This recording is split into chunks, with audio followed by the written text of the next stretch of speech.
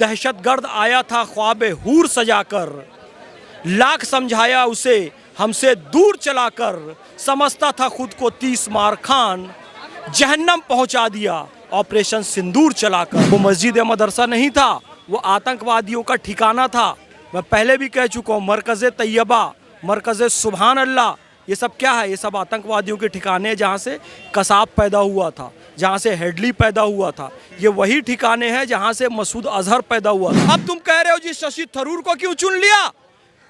दुनिया जानती है कि शशि थरूर की कम्युनिकेशन स्किल सबसे अच्छी है। दुनिया जानती है कि शशि थरूर जी की इंग्लिश सबसे अच्छी है। और पूरी दुनिया में जाना है, ये भी दुनिया जानती है कि शशि थरूर जी का लुक भी बहुत अच्छा है, जो जाकर विदेशों में पाकिस्तान की बखिया उधेड़ेंगे। ये जो शशि थरूर हैं, ये सन 80 से न्यूज़ में राइटर बने हुए हैं। इनको बोलने का, देखने का, पढ़ने का इनका नजरिया ही हिला है। वतन की मोहब्बत दिल में समाती नहीं, कितनी गलीज जहनियत है तुम्हारी, दिमाग से जाती है कि जाती नहीं।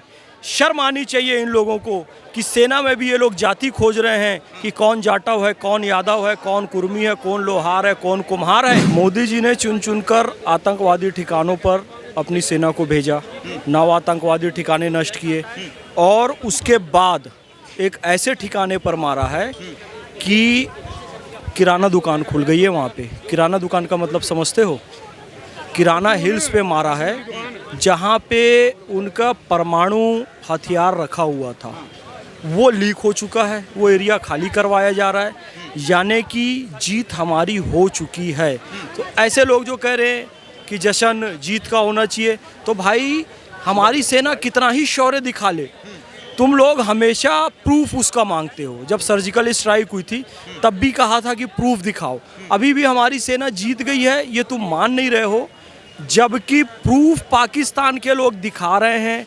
पाकिस्तान से तमाम वीडियो आ रहे हैं कि देखो ये उसको आतंकी ठिकाना नहीं बोल रहे हैं वो लोग। कोई कह रहा है जी मस्जिद में मारा, मदरसे में मारा, एक भी कोई ये नहीं दिखा रहा है कि आम आदमी के घर में मारा। वो मस्जिद या मदरसा नहीं था, वो आतंकवादियों का ठिकाना था। मैं पहले भी कह चुका हूँ, मरकज़े तैयबा, मरकज़े सुभान अल्लाह, ये सब क्या है? ये सब आतंकवादियों के ठिकाने हैं जहाँ से कसाब पैदा हुआ था, जहाँ से हेडली पैदा हुआ था। ये वही ठिकाने हैं जहाँ से मसूद अजहर पैदा हुआ था।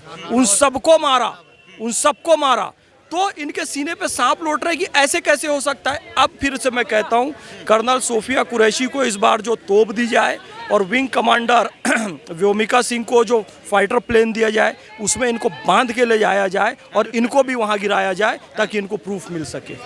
विपक्ष के नेता कह रहे हैं देश को लीडर चाहिए, डीलर नहीं। जो ट्विटर पे बताएं कि सीज फायर हो गया, कौन सा नेता सीज फायर रुक के गए? देखिए, जो लोग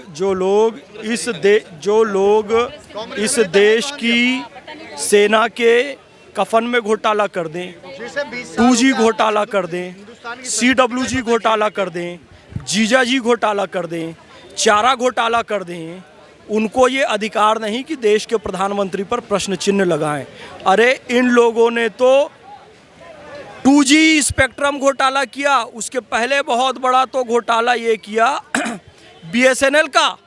नहीं सर, जवाब नहीं दिया। मैं आपको बता रहा हूँ, उन लोगों ने ये बड़ा घोटाला किया BSNL का, बजाज स्कूटर का, और 1947 से लेकर कबायलियों ने जब हमला किया तो पाक ऑक्यूपाइड कश्मीर बन गया, पाकिस्तान के हिस्से में चला गया। फिर उसके बाद 1960 में सिंधु का जल दे दिया, 1971 में कुछ हिस्सा और दे दिया, 1965 में और हिस्सा। जो लगातार जिनकी पॉलिसी से भारत को नुकसान होता रहा, वो लोग लीडर और डीलर की बात कर रहे हैं। ये बताओ मेरे भाई, आज मोबाइल फ़ोन लेने जाते हो तो सेट खरीदते हो, सिम लेते हो, 1 मिनट में फ़ोन तैयार। क्या उम्र है तुम्हारी? कितनी एज है? 27 साल है। तुमको नहीं पता है? इंदिरा गांधी के समय में आज फ़ोन के लिए अप्लाई करते थे तो 6 साल बाद फ़ोन आता था, 10 साल बाद फ़ोन आता था। तो डीलर कौन है और लीडर कौन है, इससे पता चल जाता है। तो ये हमको ना सिखाएं कि डीलर कौन है। तमाम घोटाले करने। मोदी जी इस देश के सर्वमान्य लीडर हैं, हिंदू, मुस्लिम, सिख, ईसाई, बौद्ध, पारसी, जैन, बहाई 140 करोड़ भारतीयों के लीडर प्रधानमंत्री श्री नरेंद्र मोदी जी हैं। विपक्ष के पास कोई मुद्दा नहीं रह गया है, इसलिए लगातार वो बहकाने वर्गलाने का काम कर रहे हैं और मोदी जी ने इनकी कमर एक और तोड़ दी है। हमारे यहाँ 7 चिरंजीवी का कंसेप्ट है। हनुमान है, बाली है, विभीषण है, व्यास है, अश्वत्थामा है, कृपाचार्य है, परशुराम है, 7 चिरंजीवी हैं। तो 7 का कंसेप्ट हमारे यहाँ बड़ा प्यारा है। सप्त सैंधव 7 नदी होती है, 7 सिस्टर 7 स्टेट्स होते हैं, 7 फेरे होते हैं, 7 वचन होते हैं, 7 आसमान होते हैं। तो इसलिए 7 सांसदों को भी चुना और ना पार्टी देखी, ना जाति देखी, ना धर्म देखा, जो सही लगा उसे चुना। शशि थरूर को भी चुना, रविशंकर प्रसाद को भी चुना, पांडा को भी चुना, सुप्रिया सुले को भी चुना, कनिमोझी को भी चुना, एकनाथ शिंदे को भी चुना और संजय कुमार झा को भी चुना। जाति, धर्म, लिंग किसी का, पार्टी किसी की नहीं देखी। बोलो अब मोदी जी के इस मास्टर स्ट्रोक का तुम्हारे पास क्या जवाब है? अब तुम कह रहे हो जी शशि थरूर को क्यों चुन लिया? दुनिया जानती है कि शशि थरूर की कम्युनिकेशन स्किल सबसे अच्छी है। दुनिया जानती है कि शशि थरूर जी की इंग्लिश सबसे अच्छी है और पूरी दुनिया में जाना है। ये भी दुनिया जानती है कि शशि थरूर जी का लुक भी बहुत अच्छा है, जो जाकर विदेशों में पाकिस्तान की बखिया उधेड़ेंगे और हिंदुस्तान को स्थापित करेंगे। तो आज कांग्रेस वाले इतने गिर चुके हैं कि कांग्रेसी नेता का ही विरोध कर रहे हैं, कह रहे हैं फलाने को ले लो, इसको ले लो। क्यों ले ले भाई? जो बेस्ट होगा उसको लेंगे। तो उन्होंने बेस्ट को लिया, खत्म बात। मगर भाई आम आदमी पार्टी के नेता कह रहे हैं कि पाकिस्तान ने घुटने नहीं टेके, ऐसे बातें तक करते हैं आम आदमी पार्टी के। पहले बताओ कि अरविंद केजरीवाल हैं कहाँ? अपने बच्चों की कसम खाई थी कि मैं राजनीति में कभी नहीं आऊँगा, राजनीति में आए, अन्ना हजारे को धोखा दे दिया। उसके बाद ये कहा था जी शादी में इतना खर्चा क्यों करते हो, अपनी बेटी की शादी में करोड़ों अरबों रुपए फूंक डाले, हजारों बहन बेटियों की शादी हो जाती उसमें। शादी के स्टेज में डांस करते हुए दिखे अरविंद केजरीवाल मुख्यमंत्री पद से हटने के बाद। उसके अलावा किसी ने उनका कहीं वीडियो कोई स्टेटमेंट देखा हो तो बताओ। तो कौन सी आम आदमी पार्टी कह रही है? आम आदमी पार्टी का अस्तित्व तो समाप्त हो चुका है। दिल्ली से और बहुत जल्दी पंजाब से। शर्म नहीं आती? एक शराबी बेवड़ा जो 24 घंटे नशे में रहता है उसको वहां का मुख्यमंत्री बना दिया और तुम खुद सत्ता के नशे में मत रहते थे, तानाशाही करते थे। जैसी सत्ता से गए, कहाँ गया तुम्हारा पैदल चलना? कहाँ गए तुम्हारे अस्पताल?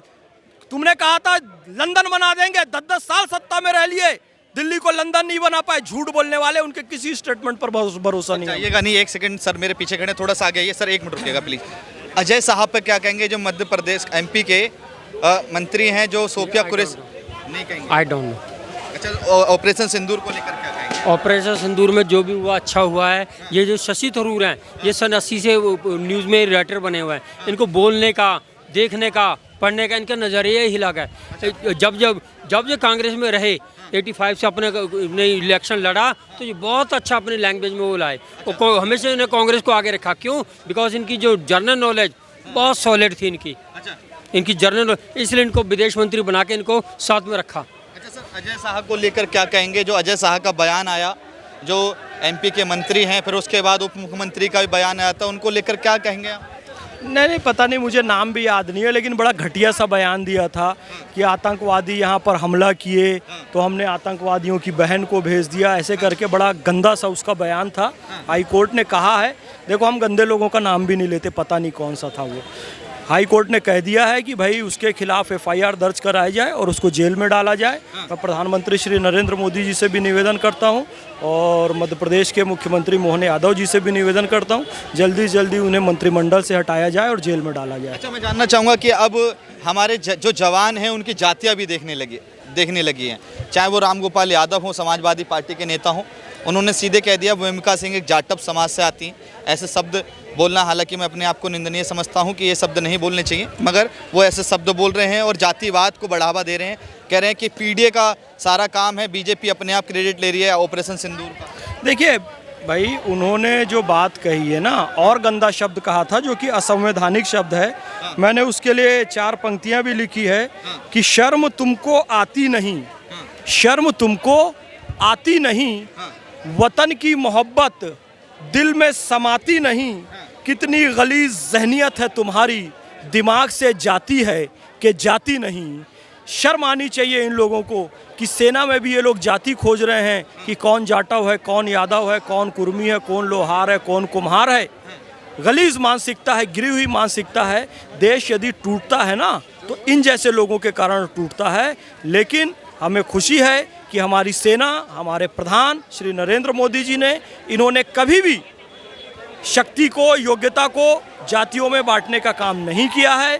तो ऐसे गलीज मानसिकता की लोगों को समझना चाहिए। हमारी सेना का मनोबल गिराने वाला स्टेटमेंट नहीं देना चाहिए। हमारी सेना ने पूरी मजबूती से काम किया, पाकिस्तान को तबाह और बर्बाद किया। मैं पहले भी कहता हूँ और अभी भी कह रहा हूँ कि दहशतगर्द आया था ख्वाबे हूर सजाकर, लाख समझाया उसे हमसे दूर चलाकर, समझता था खुद को 30 मार खान, जहन्नम पहुंचा दिया ऑपरेशन सिंदूर चलाकर।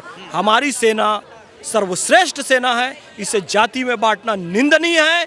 और वो जिसने भी कहा है, मुझे नाम नहीं पता उसका, गंदे लोगों का मैं नाम याद नहीं रखता, उसको माफ़ी मांगनी चाहिए। माफ़ी नहीं मांगता उसको भी जेल में डालना चाहिए। अच्छा, लगातार जिस तरह से कई ऑपरेशन हुए पाकिस्तान के खिलाफ, चाहे उरी हो, चाहे पुलवामा अटैक हो, उसके बाद ये ऑपरेशन सिंदूर हुआ, कई बार सबूत मांगे गए। क्या इस बार भी विपक्ष जो सियासत खेल रहा है इस बार भी सबूत मांग लेगा? क्योंकि इस बार तो पाकिस्तान सबूत देखो, सबूत क्या मांगेगा? अब सबूत तो पाकिस्तान खुद दे रहा है। पाकिस्तान तो जगह जगह जाके बता ही रहा है कि भैया देखो ये मस्जिद तोड़े, ये मदरसा तोड़े। मैं पहले भी कह चुका हूँ, ये सबूत मांगने वाले वही लोग हैं जिन्होंने अपने एक भी वादे नहीं निभाए, जिसमें अरविंद केजरीवाल का नाम सबसे प्रमुख है। तो ये लोग सबूत मांगना बंद करें, नहीं तो तुमको मिसाइल और फाइटर प्लेन में बैठाकर पाकिस्तान ले जाया जाएगा, वहाँ छोड़ा जाएगा और आतंकियों के साथ तुमको भी ख़त्म किया जाएगा। भारत माता की जय, वंदे मातरम।